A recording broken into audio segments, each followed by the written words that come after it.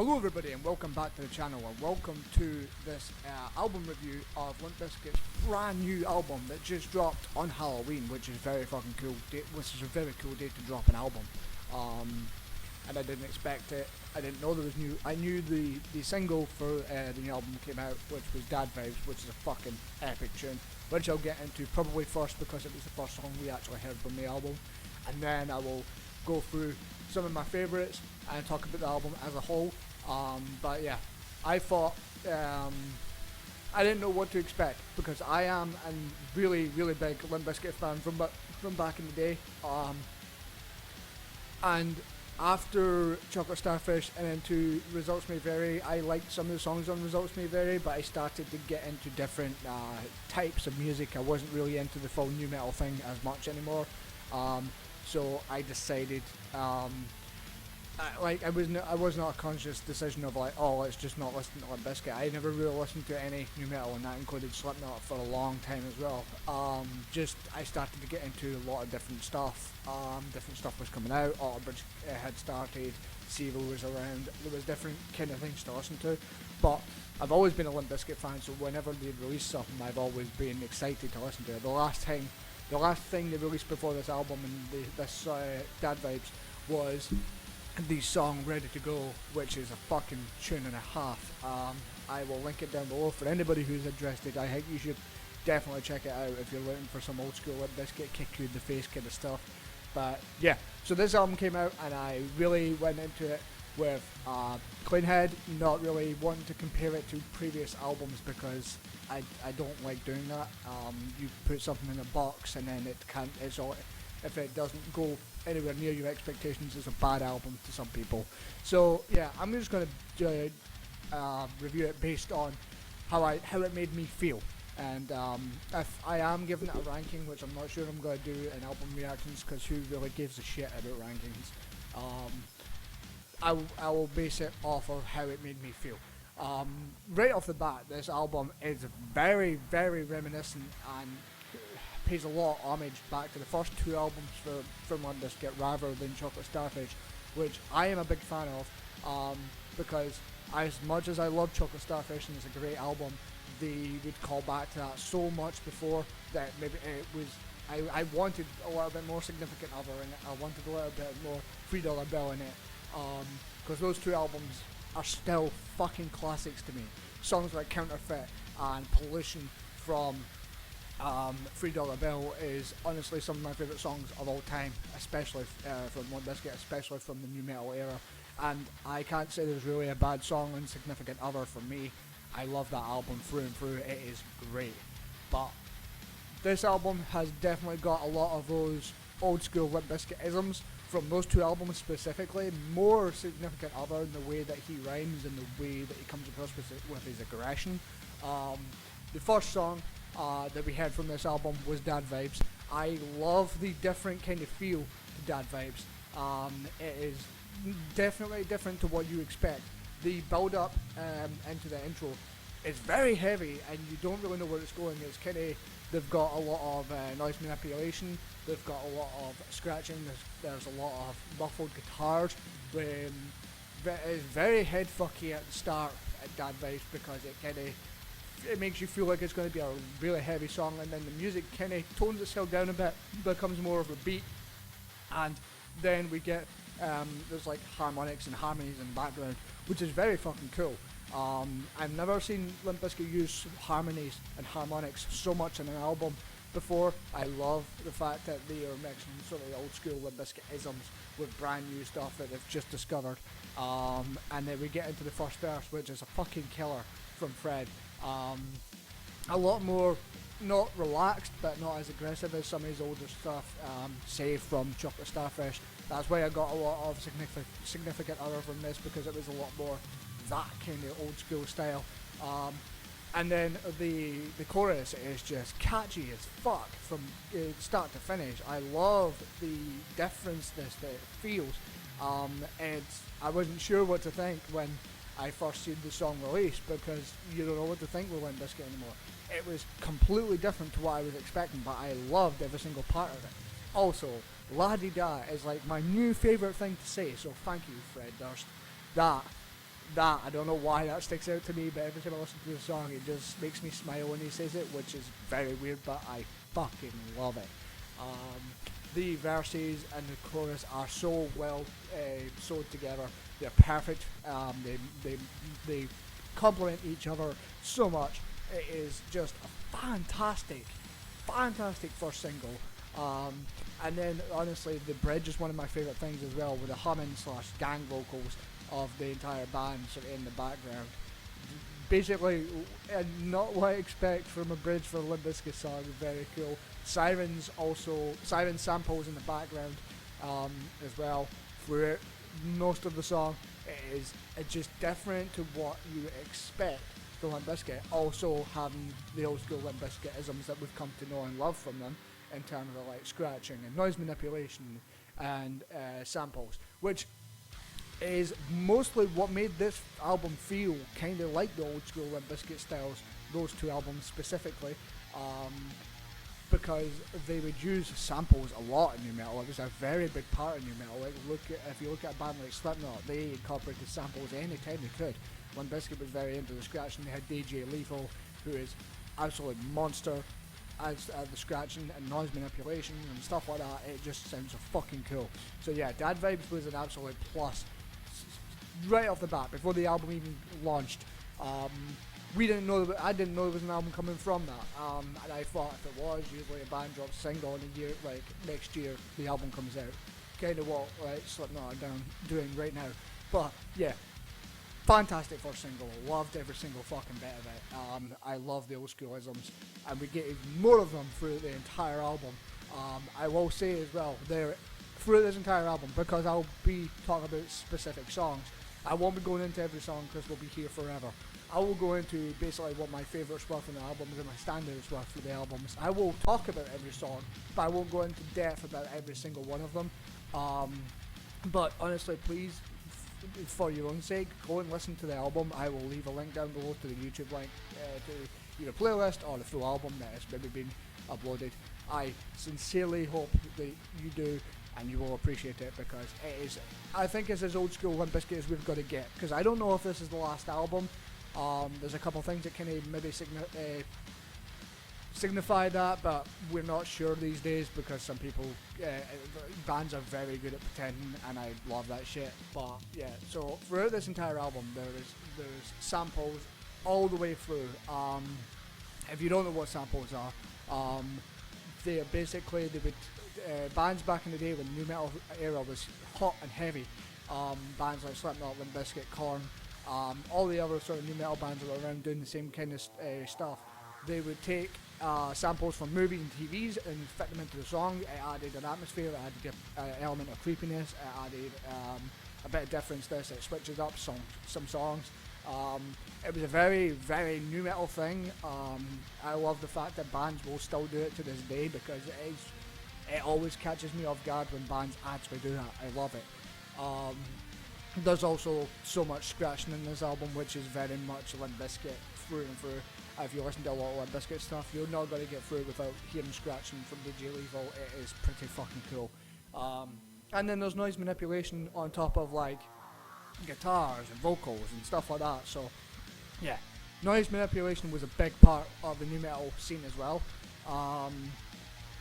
I genuinely I think that's what actually drew a lot of people to it, because it was so different to what everybody else was doing at the time, and yeah, who doesn't like different? Anyways, getting into the first song of the album, which I'm going to talk about my top 3 songs of the album, and then I will just go through every song and give my brief overview. I'm not going to go into depth on like covers, because there's an INXS cover on this, an amazing cover, don't get me wrong, fucking love INXS.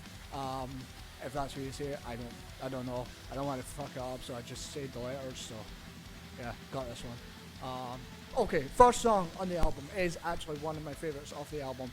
The next song is probably my entire favourite off the entire lot if I was to rank them, but I'm not going to do that, because who cares? Everybody's view is subjective. It's an opinion, and at the end of the day, people are going to have a different one, so why should I put mine out there? I'm just going to talk about the songs and what I hear. So the Limp Bizkit album starts off with a song called Out of Style. A very, very standout title. Oh, also, sorry, the Limp Bizkit album is called StillSucks, which is also a neat little jab at a couple of things you're going to hear throughout this album of Fred basically taking the piss at himself and just having fun, showing that they don't take themselves too seriously, which for a time they did. So it is kind of refreshing to sort of see the humorous side of Limp Bizkit come back. At the same time though, I would say, I was talking to my fiance about this, and I think this is probably the most mature album we've got from Limp Bizkit, and there's a couple of reasons why I think that. They don't go too far with the lyrics, they don't turn into straight up stupid territory. There's little Limp Bizkit isms in there that people would class as stupid, in the way that basically it's just silliness, but it's like bits in the studio that are recorded after a song or before a song, like it adds different things like skits and stuff like that, but it is probably the most mature album we've had from Limp Bizkit, which is not a bad thing. So I love the little jab at them, because if you read the entire album title is Limp Bizkit Still Sucks. So yeah, very fucking funny, very cool. I appreciate the humour. But yeah, getting into the first song, Out of Style. They kick into this with a very old school Limp Bizkitism, very reminiscent of Chocolate Starfish more than anything, this part, because it's the voice with some noise manipulation, with some scratching on top of it, basically welcome you to the album, and doing it in a funny tone and adding something completely different, and then it's very, very melodic, and then the riff from West Borland is fucking incredible. It's heavy, there's a lot of harmonics in there, there's a lot of sliding, it's a very old school / new school Limp Bizkit riff, as in if you were to mix something from like Significant Other and mix it with something for like Gold Cobra, if you were to mix like the vocals from Significant Other and one of the riffs from Gold Cobra is a very Gold Cobra kind of riff, but I don't have anything against it. It's heavy, it's very memorable. If it came into your head, you would constantly remember it. Everything about it is cool as hell. There's a shout out to DJ Lethal, which is so old school. I've not heard Fred do that in a long ass fucking time, and I love that. I have to say as well, for this entire album, this song as well, Fred's clean vocals are the best they've ever been. I've seen a lot of people online talking about why does he sing so much. I think it's because it's 2021 and he's wanting to try something different. I feel like it's looking at the way like new metal bands will do stuff nowadays, especially like Slipknot. They will do like the heavy verse, which is the screaming parts, and then they'll get into the sort of chorus bit, which is more melodic and more singing. And I feel like Fred basically taking that formula and adding it to his style and his music is actually a very different, cool way to do it. Don't mind the clean vocals because it makes you appreciate the heaviness even more. But just overall, it just gives the album and the songs a completely nice flow, and I enjoy it so much. So yeah, the melodic verse, very clean singing, very good stuff, and leads into honestly the best pre-choruses I've heard ever from Limp Bizkit to build up to the chorus. Even though they're melodic, you feel like something's building. The pre-verse is very reminiscent of $3 Bill meets Significant Other. This song is straight those two albums for sure. And obviously the new stuff with the singing. But the thing is, Fred was singing before. It's like how people will say that Slipknot didn't sing in the past, but they did. If you look at the self-titled album, there was a lot more singing on that people actually remember. So yeah, there was a lot of people trashing it for the singing. I don't understand why. I think it's cool. I think it's good. I think it's a more mature Limp Bizkit. They're not trying to steal any spotlight anymore. It's just having fun. This album as well, by the way, is like only just over 30 minutes. Another thing people had issues with, but I think it's an album that kind of comes along, hits you and goes. Doesn't overstay its welcome. It's fun. It's enjoyable. What else can you ask for? The chorus is very, very hard hitting and very significant other kind of rhythms in the background with harmonics in the background fitting very well hand in hand. The old school chorus is very, very significant other. Fred Durst absolutely killing it, showing he still fucking has it for people that said in the past that he can't do it no more. It's good shit. I love it. It took me back instantly to original Limp Bizkit. I genuinely got so excited and smiled a lot when the lyrics are basically just Fred taking the piss out of himself, basically telling everybody that he's always out of style, and there's a full line in it where he said he almost changed his style because his style was kind of fresh. Sorry, Kenny just quoted the album there in exactly the same voice. I did not mean that, but like everything about it is just poking fun at himself, and I love when bands are just not big-headed and they just have fun, which, as I said, refreshing to see, because for a while Limp Bizkit could be considered by some people to be like that. It's a fantastic kick-off to the entire album. It is honestly the biggest surge of adrenaline you could ask for to get you in the mood for some Limp Bizkit album. It's the perfect kind of intro. It's not just a skit like other intros have been on Limp Bizkit albums, it's a full-on song.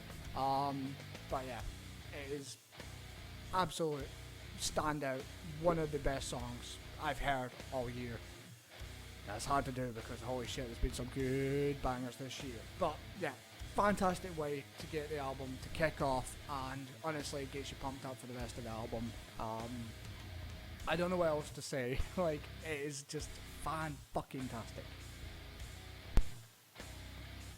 Okay, the next song on the album is my absolute favourite out of the entire lot, just because the name of it, and it is so just from Significant Other, is unbelievable, but I love that. I love Significant Other. It's probably my favourite album. I know people will go for Chocolate Starfish because it was the most popular, but I feel like there's a better sound on Significant Other, and I genuinely love the feel for the album. The aggression in it is great, so when they definitely go back to that kind of style, I have nothing against it. So the Significant Other style sampling intro is here again. The scratching is there. And the intro, the riff at the intro is so old school Limp Bizkit, heavy as fuck, memorable, and genuinely took me back to when I first listened to Limp Bizkit, which was Significant Other. The first album wasn't $3 Bill that I listened to, but I listened to Significant Other. I went back and listened to $3 Bill, and then I found the other stuff. So yeah, every bit of this riff just took me right back to Significant Other. I loved every part of it, to the point where after I listened to it, I decided to go back and listen to Significant Other in its entirety. And when an album can make me feel so nostalgic to go back and listen to the actual album that is almost mirroring, how can you not love that? How can you not love that? There's a lot of noise manipulation, there's a lot of scratching here. It doesn't take long to get going, it's just a riff, and here we go. Gang vocal shout to kick into the intro as well.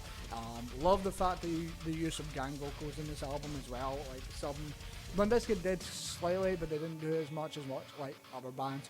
A very, very cool, very no-nonsense shout back to the 90s from Fred. I genuinely loved that.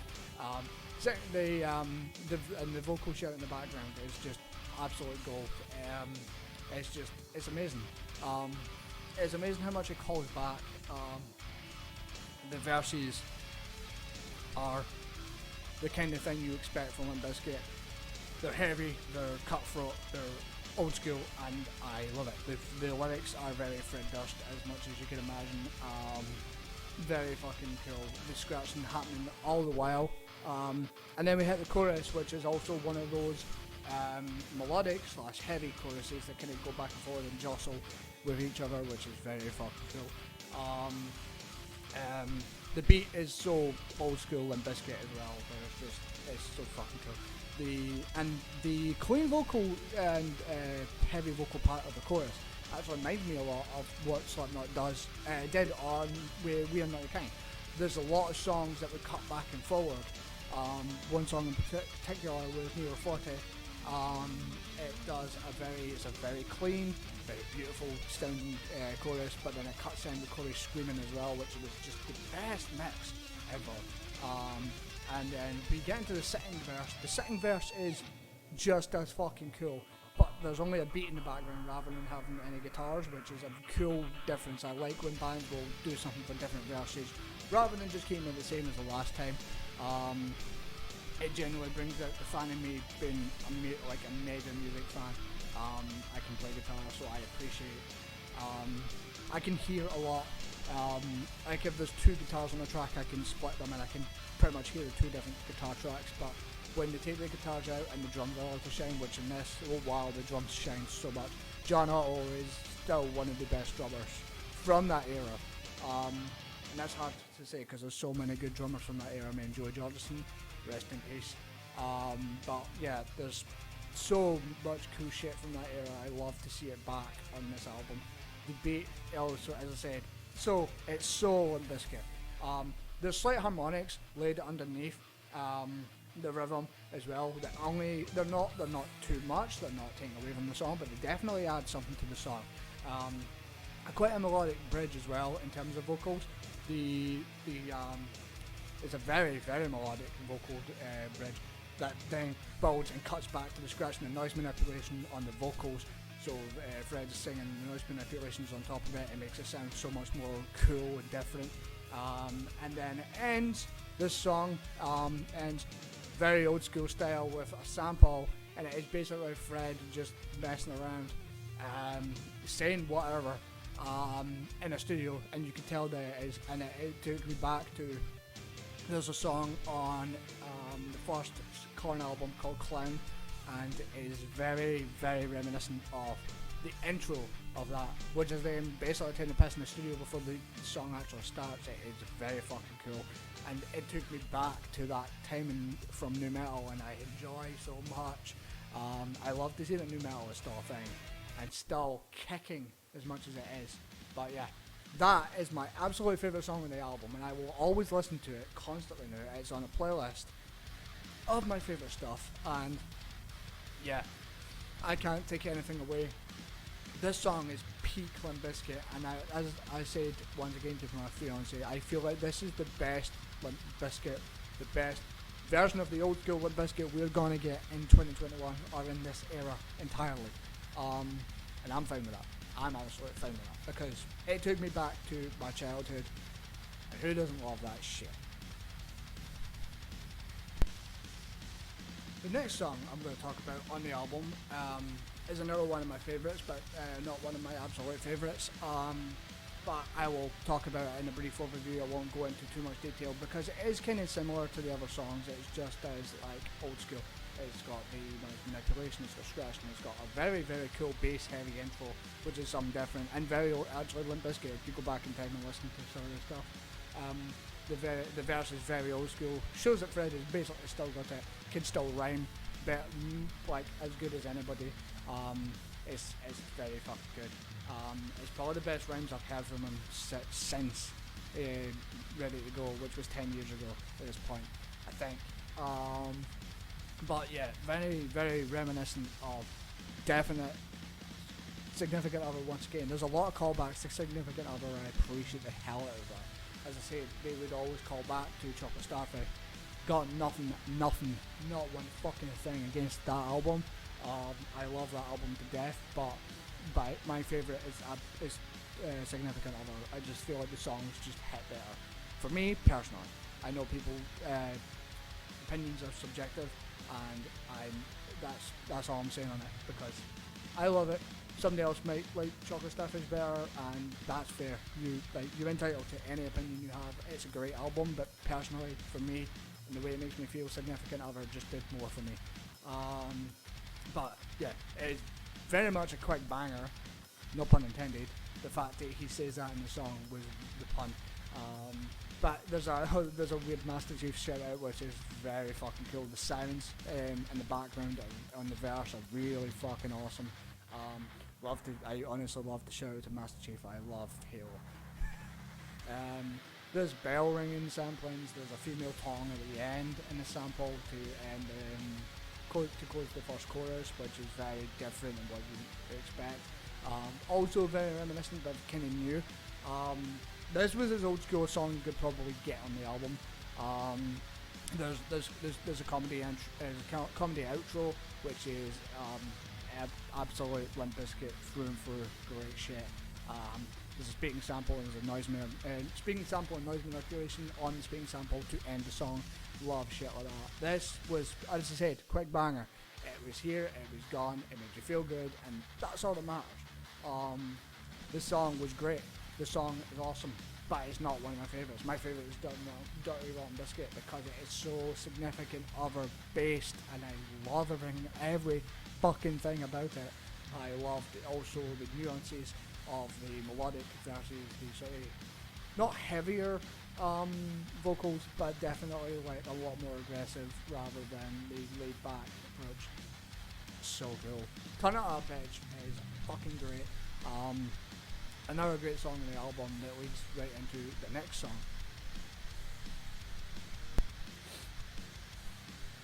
The next song on the album is the cover I was talking about from INXS called Don't Change. I will leave the original song down below for you to check out. If you've listened to the album version, then go and listen to the original from the actual people who wrote the song. It's a great song, but I'm not going to say too much on it because it is a cover. It's an acoustic version of the song, which I've never heard Limp Bizkit do much acoustic stuff. They did the cover of Behind Blue Eyes, which was great, but it was very acoustic, and honestly, as I said, Fred's clean vocals in this album are the best I've ever heard him. Not what I expected. Honestly, Fred's vocals, I have to say, are outstanding on this entire album. I love the added element of the actual singing. They didn't do much before. He sung here and there, but he never done like 2 or 3 songs that way. I love the fact that they made it acoustic, and I love this song, so it's great. He makes he makes the chorus sound very beautiful and melodic and soulful, and what else can you ask for? It's a cover.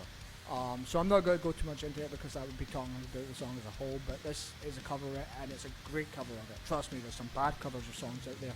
This is one of the better songs that's been covered, and yeah, thumbs up, 100%, loved it. It also acts as a nice little bridge in the middle for you to get to the second part of the album, and then there's also another little bridge to get you to the third part of the album. They're pretty much called interludes, but this one wasn't. This was a full-on song, obviously as a cover, but the other couple are kind of just interludes, which I'm fine with. I don't mind interludes in an album. It breaks it up nicely, and it makes the album have a better flow. I feel like We Are Not Your Kind got a very big dislike for having interludes throughout the album, but it added something different every time you got past an interlude, so it made sense to change the album out. Yeah, good stuff. Good cover. Don't Change by INXS. I will leave a link down below for you to check out the original song, which is fucking great. But yeah, fantastic. Another great addition. Didn't expect them to do a cover of INXS. They seem to be all the rage this year for getting covers, and who am I to argue? The band are great. I love the fact that people are covering their songs and giving them more credibility, which is cool. Very fucking cool. Okay, the next song on the album is a really good song. It almost made it to one of my favourites, but then my actual third favourite of the album is later on. But I love every song on this album. Don't think I'm like picking on songs and hating on songs. I love every song, but I don't want to talk about every single one, or I'll be here for like 2 hours. Because when I get started about talking about music, I don't fucking stop. Hence the YouTube channel, because I like to talk about music and I like to react and review stuff, and only for my personal benefit and the bands, getting more eyes on them. It's all I give a fuck about. I don't really care about the full monetization thing. I don't care.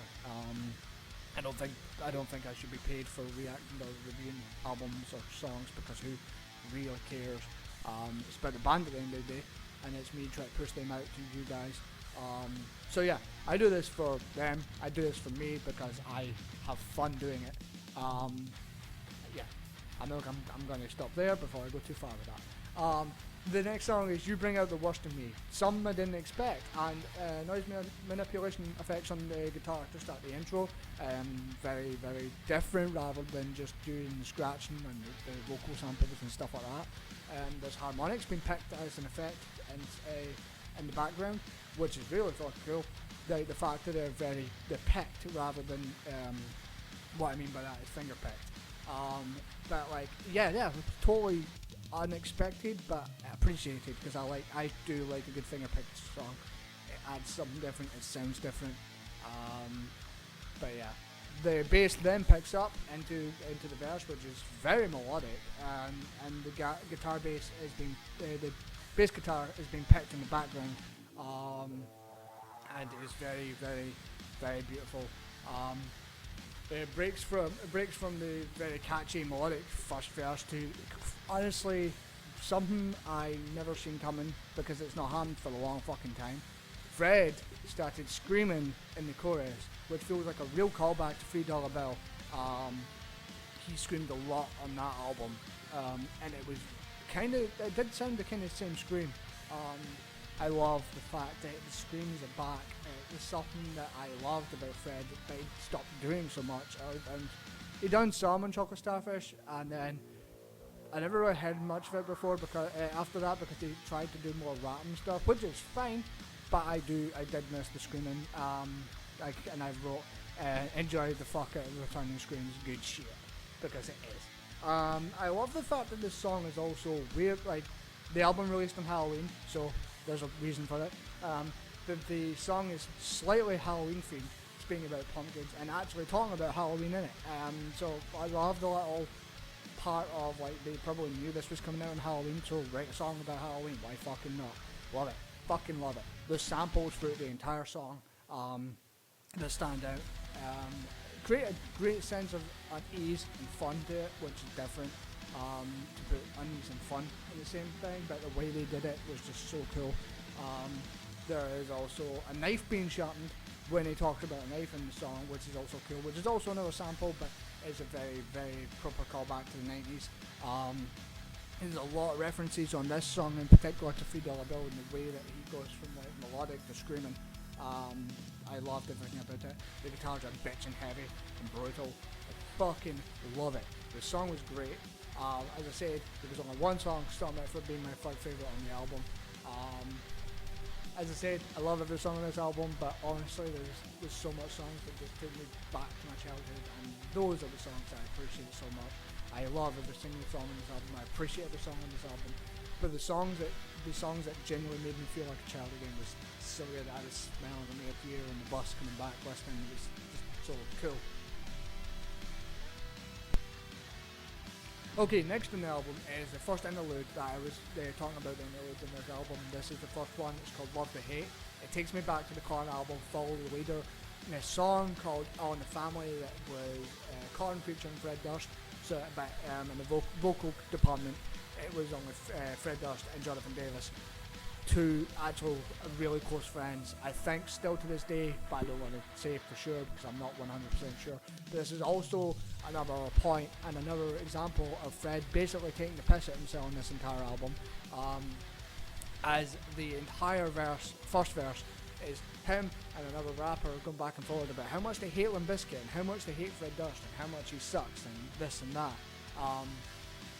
Very cool, very funny, a very Fred Durst thing to do, but then the twist in the chorus is very cool, and it genuinely fits so well with the first verse that it makes me, it doesn't disappoint me in the second verse, but it doesn't hit as hard, and you'll understand what I mean if you listen to it. There's basically the entire verse is a rap battle, but in a way that they're not battling against each other. They're very much agreeing on something. Something that was different, and I loved the Fred just taking the absolute utter piss at himself, basically mirroring the people that hate Limp Bizkit, and just basically putting in a song. And the entire basis of the song was we don't give a fuck, because a creepy style chorus then comes across with Fred shouting and attacking in the background. So there's another one of those cases of melodic and the sort of heavier, sort of rappy, shouty kind of stuff. But it's not as much, and as I said, the chorus itself is creepily, it's a creepy verse, it's a creepy rhythm, and that on top of it is cool as hell. And honestly, from the first verse into the first chorus, it's just totally seamless. It's a perfect marination of all of that. The second verse is still good. I still love the second verse. This is where they start to disagree on some stuff. The second verse is fine. I have nothing against the second verse. Just not as good as the first verse as far as I'm concerned. And Then when that leads into the chorus, it doesn't fit as well because I feel like the first verse was very much set up to go into the chorus. This one maybe was as well, but in the way the words they used, it didn't sound exactly what it was meant to sound. But all in all, this interlude is fun. I enjoy it for what it is. It's like a minute and 29 seconds or something like that. So it's a bit of fun in the middle of the album to get you into the next part of the album, and I appreciate that. I understand people don't like interludes, and that's fair. And I also understand why you don't like them. You kind of just want the album to keep on going. But these new metal albums, especially because of back in the day, they would do so much different stuff, and it's hard to sort of do all that nowadays. Putting interludes in is a really easy way of getting from other styles to another style, because there's so many different things wrapped up in new metal now. It's not just the stuff they did back in the day, it's that, but also some nuances that they want to add in and make songs sound different, and I'm fine with that. Who am I to argue? Who's anybody to argue when these bands have fun doing what they do? It's a fun interlude, and it's a great lead to the next song, which is one of my favourites on the album. I would say probably my third favourite on the album. I have top 4 songs that stood out to me first listen through. I love them all now, but the first listen through 4 songs really jumped at me. The next one is a fucking banger.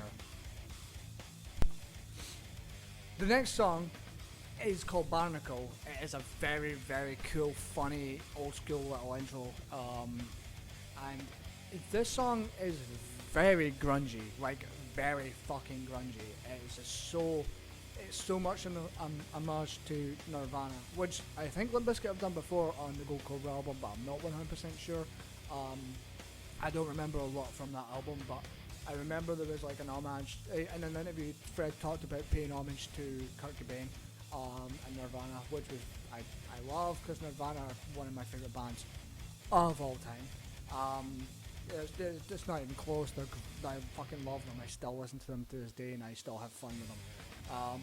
The verses are quite subdued and relaxed, and very rough, almost Cobain sounding like vocal style in the verse, which is very everything about it made me just reminiscent about Nirvana, to the point that I went back and listened to an Interlude, and I love an Interlude. I love Nevermind, but Interlude is one of my favourite albums ever.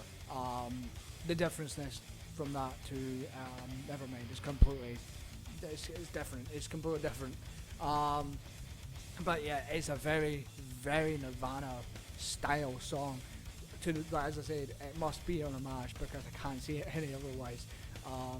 And I love the way that he comes across. At the same time as it being an homage, it's just a great song.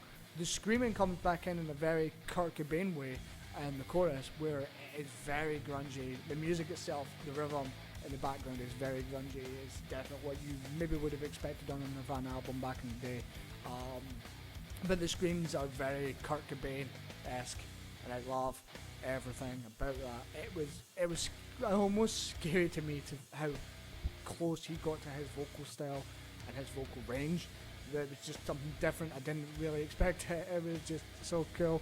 The bridge is very grunge indeed. It's not. It gets heavier. It's not as DJ based. It's not as electronic based. It's just fucking awesome. This song is an absolute homage to Nirvana. Even if you never meant it that way, that's what it comes across to me. I'm a major Nirvana fan, and I love that. And honestly, it's quick and enjoyable, like most of the old school grunge songs are. Nirvana and Alice in Chains, and like in particular, I love all 4 grunge bands, but my favourites of the 4 were Nirvana and Alice in Chains. Just love the way that those 2 bands sounded completely different, but they were the same thing, and I love grunge music. So whenever we get an homage to it, especially on the way towards Nirvana or Kurt Cobain, it's always a thumbs up for me. It's my first favourite song on the album. It's so devoid of anything Limp Bizkit, but I don't fucking care. It's great and a good little addition to the album that you wouldn't expect, and leads into the next song on the album, which is also another interlude. It's called Empty Hole. It's also an acoustic interlude. There's a part of it, I'm not saying the entire song, but there's a part of it that's very Pink Floyd sounding, in the way the guitars come across and the way the rhythm is. and I love that. The melodic vocals are very somber, and they're very catchy chorus on top of it. There's not a lot going on in this song. Acoustic guitar is amazing. Good job, Westmoreland. I've never heard him play much acoustic stuff, so it's kind of cool to hear how good he is on acoustic guitar. But yeah, a fantastic interlude. I think it is another 1 minute and 29 second song, maybe less, maybe more, but not a lot more if it is. But it quickly leads to the next song.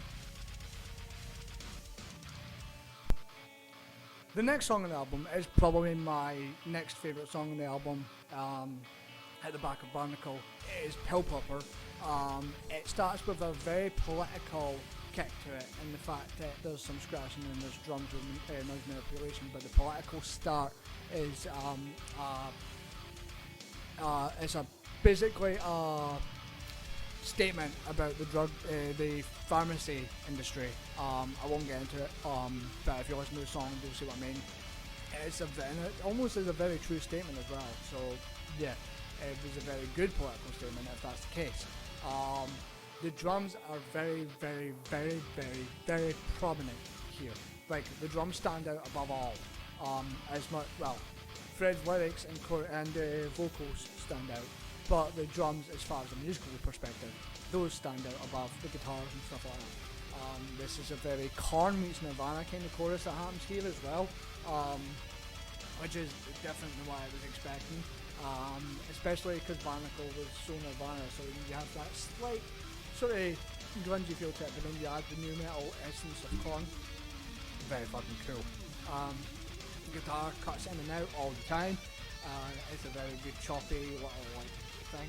Very grunge lead up to the chorus, very subdued. Chorus kicks in with a bang and heavy, and right back to Fred screaming. And this is probably the heaviest he screams in the entire album, and that's honestly what made it my next favourite. The way that he screams just took me back to $3 Bill, and I love everything about it. The noise manipulation through and there's like harsh harmonic kicks, and every now and again it adds just a different nuance, it adds a different element, it adds a different atmosphere. It is very fucking cool. The bridge is very heavy and fun, starts very subdued, and then the drums go nuts. There's also noise manipulation throughout that as well.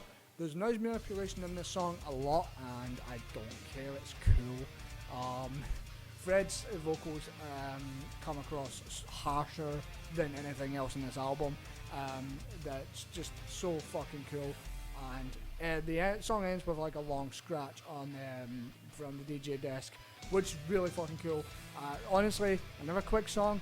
I don't even know how long it is, but it comes and goes like that. Tells you how good it is, tells you how enjoyable it is. There is probably more electronics in this song than any of the other song, which is the first time I've said there's been electronics. The way I say electronics is it sounds like actual effects rather than like scratching or noise manipulation. There's actual electronic noises in the background, which is very fucking cool. And yeah, that's my next song on the album that it stood out to me as soon as I listened to it, and I enjoyed the fuck out of it. Yeah, a lot of fun. Cool name.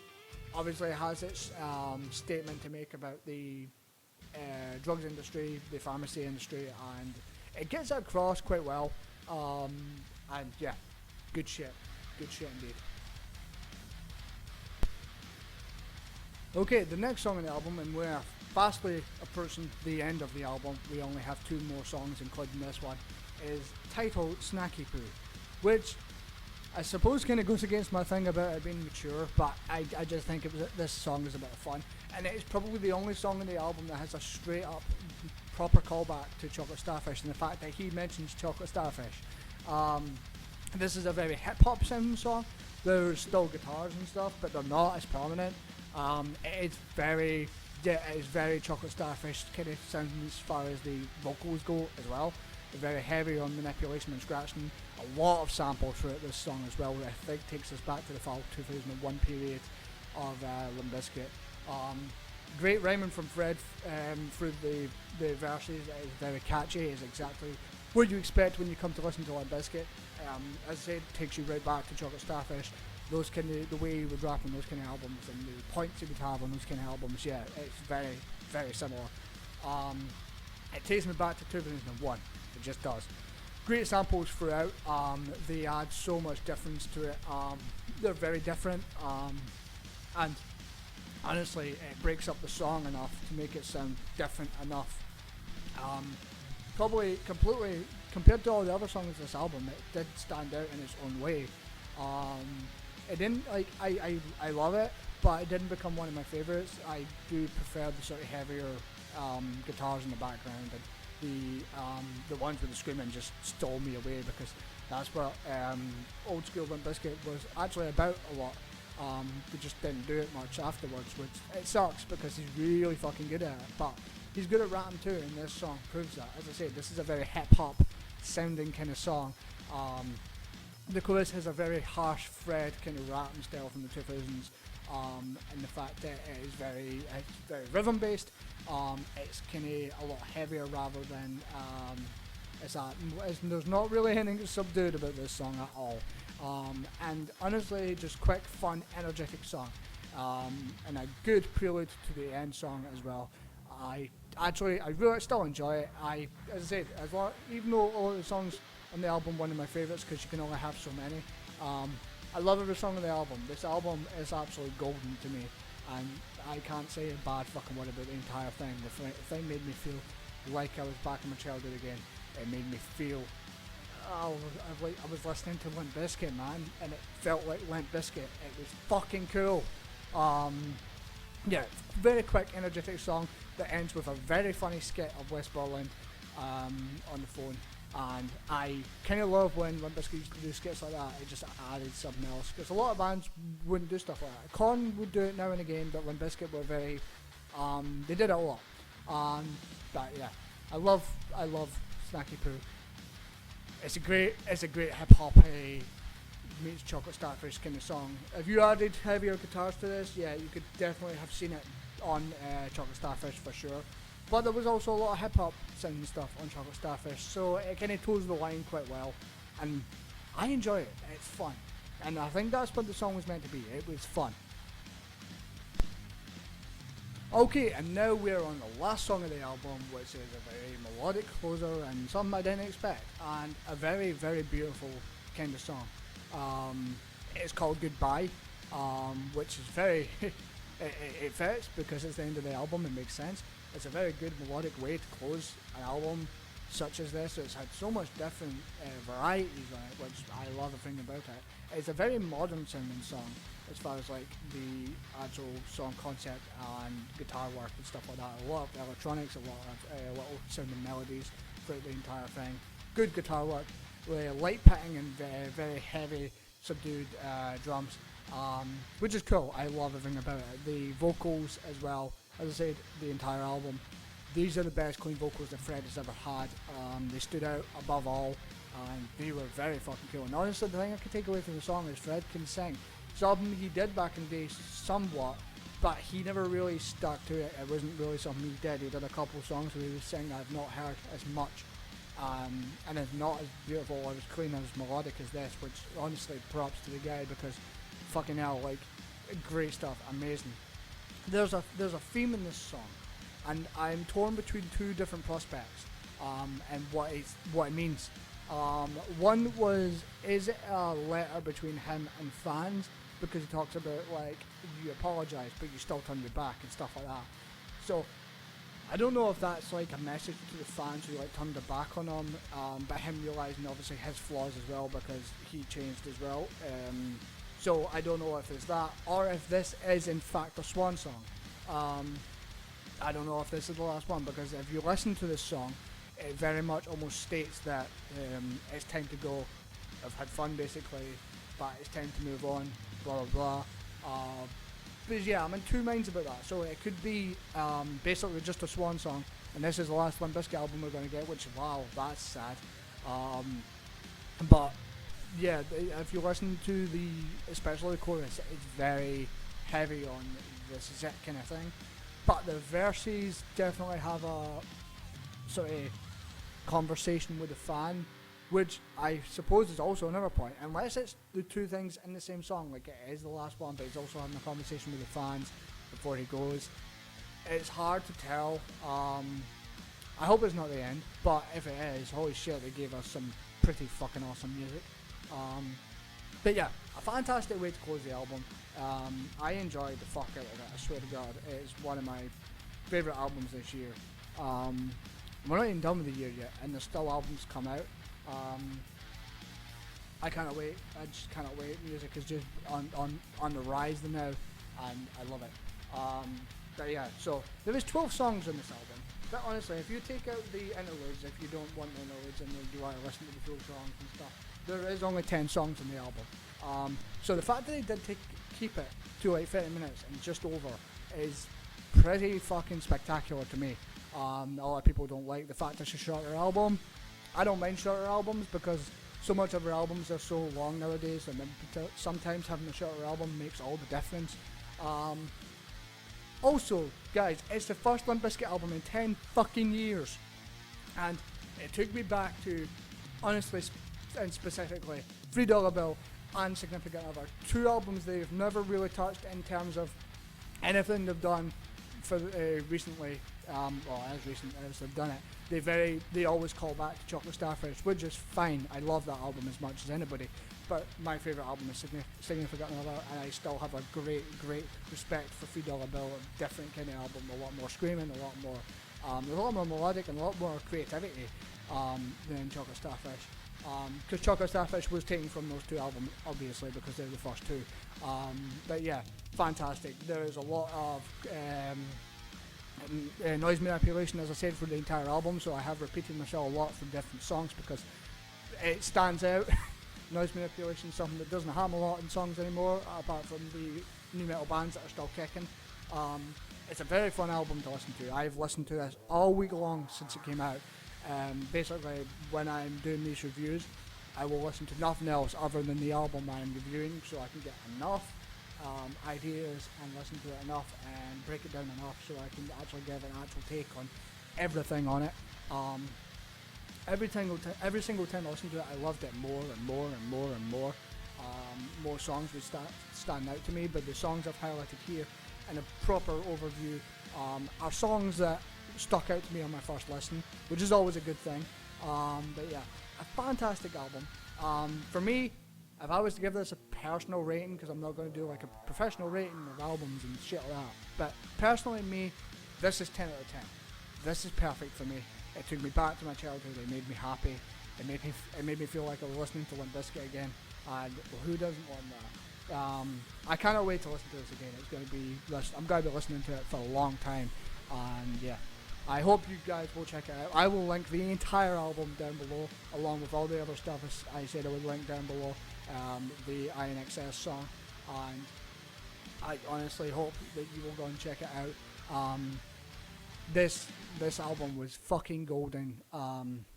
Fantastic work to the guys in Limp Bizkit. I hope it ain't the last.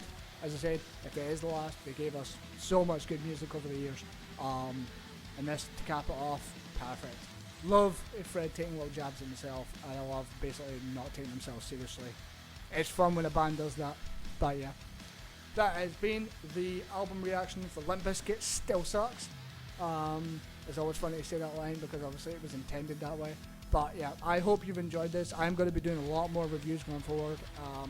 The new Wheel for my Valentine album just came out, so I will be doing that at some point. The next one up on the docket is the new Jerry Cantrell album, Brighton. I love Jerry Cantrell. A lot of people know who Alice in Chains are, but didn't really check out the Jerry Cantrell stuff. He's got 2 albums.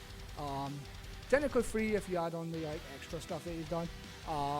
But the guy is one of the best guitarists and songwriters of any generation. The guy does not get enough credit, and that's next. That'll probably be next week. I've got some reactions I need to get to.